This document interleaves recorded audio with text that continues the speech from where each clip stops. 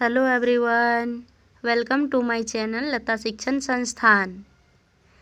तो आप सब कैसे हैं? आई होप आप सब अच्छे होंगे। आज है बहुत ही शुभ दिन।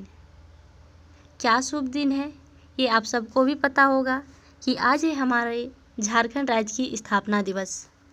साथ ही झारखंड के स्वतंत्रता सेनानी भगवान बिरसा मुंडा की जयंती भी है। तो आज हो गया हमारे झारखंड का 21 वर्ष, यानी कि 15 नवंबर 2000 ईस्वी को हमारे झारखंड राज्य की स्थापना हुई। आज हम सब झारखंड वासी झारखंड की 21वीं स्थापना दिवस मनाएंगे। इस 21वीं स्थापना दिवस के शुभ अवसर पर सबसे पहले हमारी ओर से झारखंड के सभी झारखंड वासियों को झारखंड स्थापना दिवस की और भगवान बिरसा मुंडा जयंती की ढेर सारी शुभकामनाएं और सभी झारखंड वासियों को हमारा जोहार। इस शुभ अवसर पर हम आज डिस्कस करेंगे, थोड़ी चर्चा करेंगे झारखंड के स्वतंत्रता सेनानी भगवान बिरसा मुंडा के बारे में। चर्चा करने से पहले अगर आप हमारे चैनल में नए हैं तो चैनल को सबसे पहले सब्सक्राइब करके नोटिफिकेशन बेल आइकन को प्रेस कर लीजिए ताकि हमारी क्लास की नोटिफिकेशन सबसे पहले आप तक पहुँचे। और अगर अच्छी लगे तो एक लाइक कीजिएगा। आज भगवान बिरसा मुंडा के लिए एक लाइक कर दीजिएगा और झारखंड स्थापना दिवस के शुभ अवसर के लिए। और जितना ज़्यादा हो सके आप शेयर कीजिएगा, सभी के साथ शेयर कीजिए ताकि उन्हें भी इसी तरह से हमारे चैनल के माध्यम से कुछ उन्हें मदद हो सके।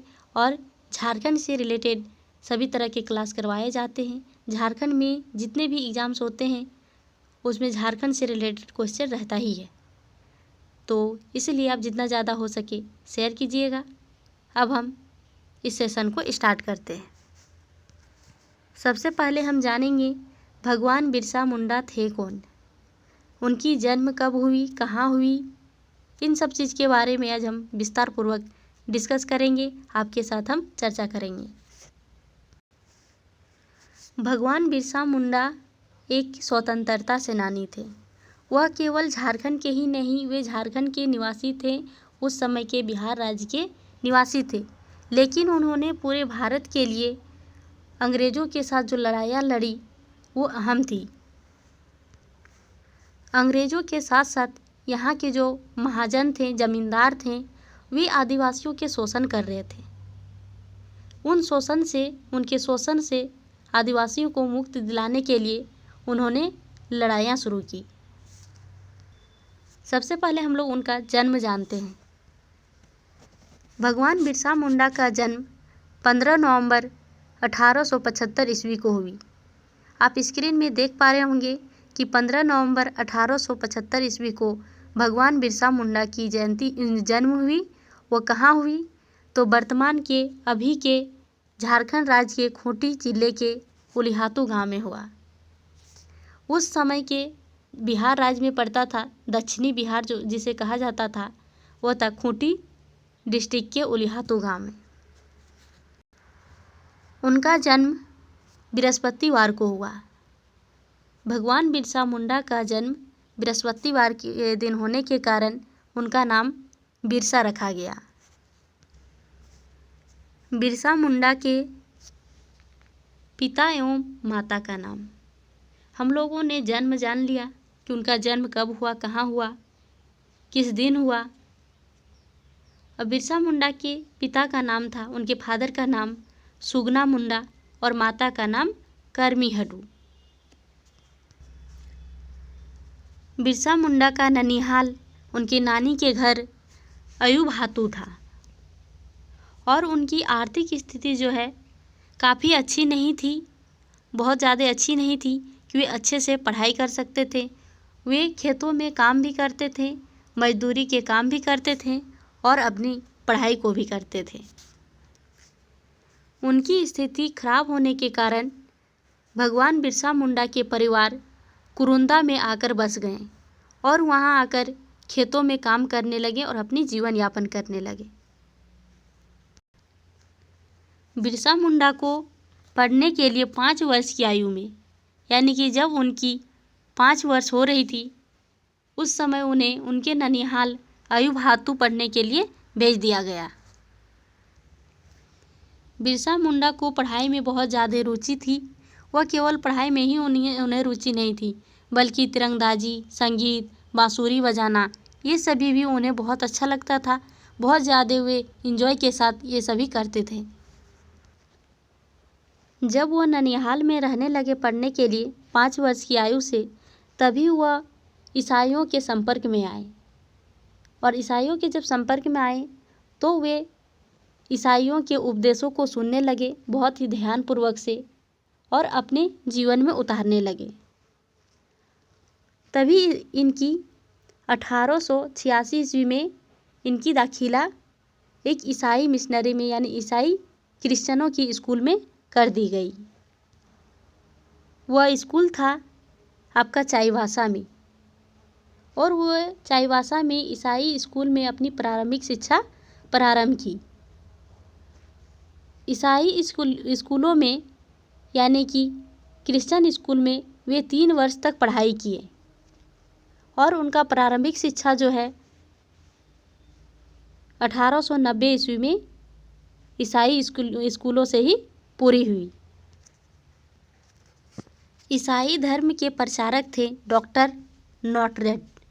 नॉटरेट जो थे, इन्हीं के उपदेशों से भगवान बिरसा मुंडा बहुत ज़्यादा प्रभावित हुए और ईसाई धर्म को अपना लिए, यानी कि उन्होंने धर्म परिवर्तन कर लिया। अपने धर्म को छोड़कर वे ईसाई धर्म मानने लगे और उनके उपदेशों को अपने जीवन में उतारने की कोशिश करने लगे।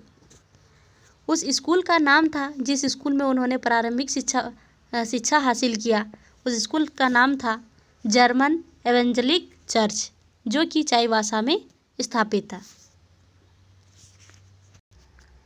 लेकिन वे देखने लगे कि ईसाई प्रचारक जो है, ईसाई धर्म के प्रचारक है, वे केवल ईसाई धर्म को ही सही मान रहे हैं और बाकी सभी धर्मों का वो विरोध कर रहे हैं।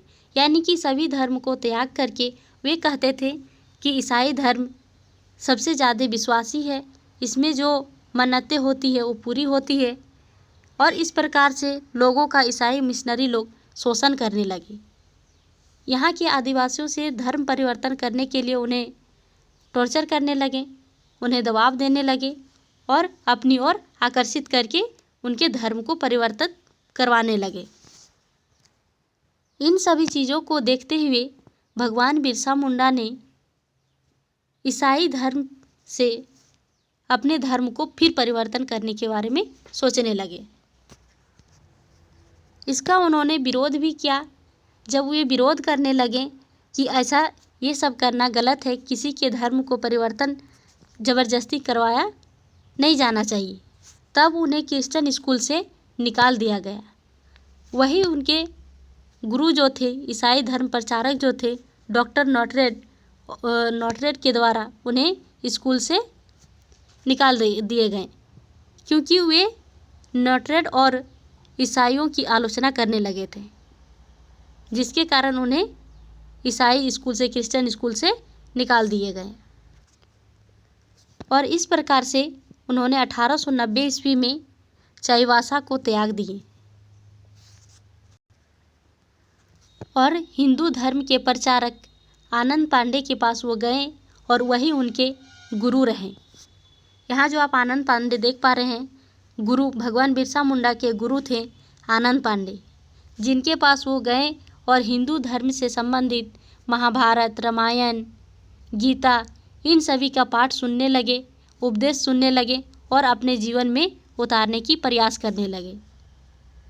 आनंद पांडे एक ऐसे गुरु थे जो कभी किसी धर्म की बुराई नहीं करते थे। वे कहते थे सभी धर्म अपने जगह पर अच्छे हैं, बस विश्वास होनी चाहिए।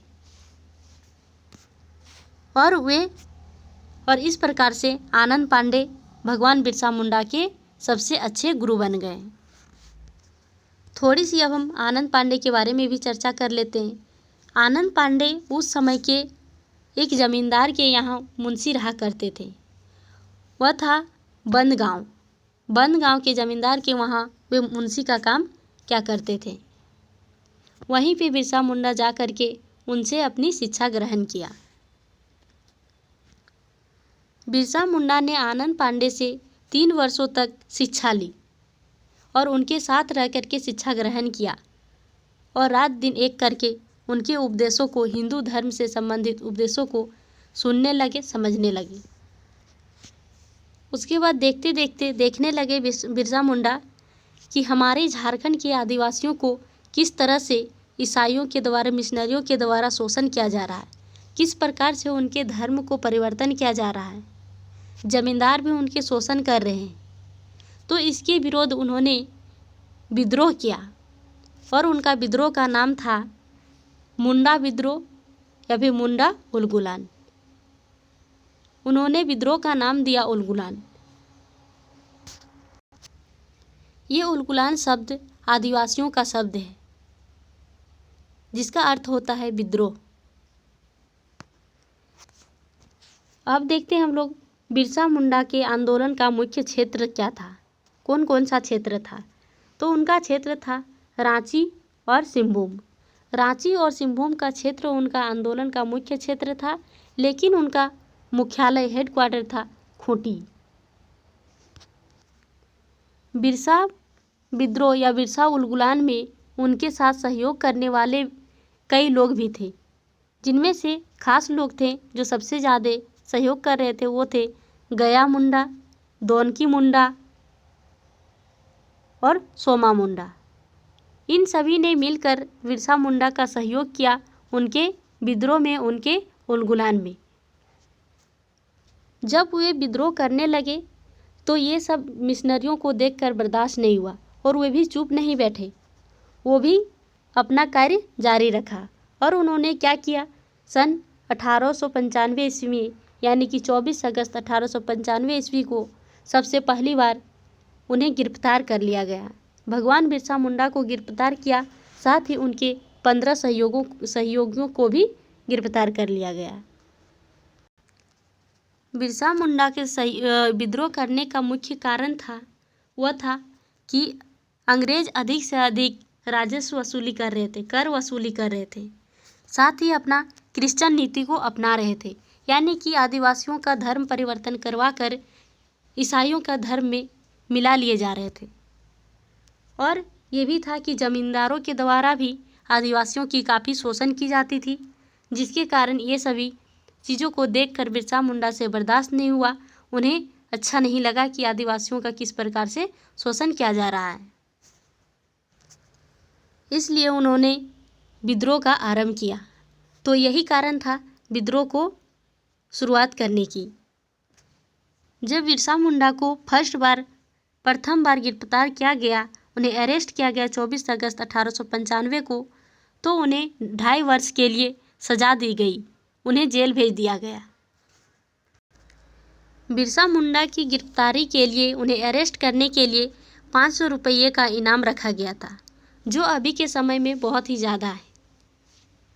उस समय 500 रुपये उन्हें पकड़ने के लिए रखा गया कि जो भी उन्हें पकड़कर हमारे सामने लाएगा, यानी मिशनरियों के द्वारा रखा गया था यह शर्त गिरफ्तारी का इनाम कि अगर जो भी पकड़ करके लाएगा हम उन्हें 500 रुपये इनाम देंगे। तो इस प्रकार से बिरसा मुंडा के एक सहयोगी द्वारा ही 3 मार्च 1900 ईस्वी को गिरफ्तार कर लिया गया और रांची के जेल में उन्हें कैद कर दिया गया। रांची के जेल में वो 3 मार्च को गए, 3 मार्च 1900 ईस्वी को उन्हें जेल भेजा गया और 9 जून 1900 ईस्वी को उनकी मृत्यु हो गई। कहा जाता है कि ईसाई मिशनरियों का मानना है कि उनका देहांत, उनकी मृत्यु हैजे के कारण हुई थी, लेकिन कुछ इतिहासकारों का मानना है कि ईसाइयों के द्वारा, अंग्रेज़ों के द्वारा उन्हें जहर दे दिया गया था, जिसके कारण उनके शरीर धीरे धीरे हैजा की तरह, बीमारी की तरह फैल गया उनके शरीर में, जिसके कारण उनकी मौत हो गई। तो ये रहा भगवान बिरसा मुंडा के बारे में थोड़ी सी आज हम चर्चा किए। आप कैसा लगा कमेंट करके बताइएगा और बिरसा मुंडा के लिए, भगवान बिरसा मुंडा के लिए और झारखंड स्थापना दिवस की शुभ अवसर के लिए एक लाइक कर दीजिएगा। साथ ही जितना ज़्यादा हो सके शेयर कीजिएगा। और इसी तरह से हमारे चैनल के साथ जुड़े रहें। जो नए हैं वो चैनल को सबसे पहले सब्सक्राइब करके नोटिफिकेशन बेल आइकन को प्रेस कर लीजिए, ताकि इसी तरह के क्लास आपको हमेशा मिलते रहे। हमारे चैनल के माध्यम से बिल्कुल ही फ्री करवाई जाती है, किसी तरह की कोई शुल्क नहीं ली जाती है। तो आप हमारे चैनल के माध्यम से झारखंड की स्पेशल तैयारी कर सकते हैं। आज के लिए यहीं तक है।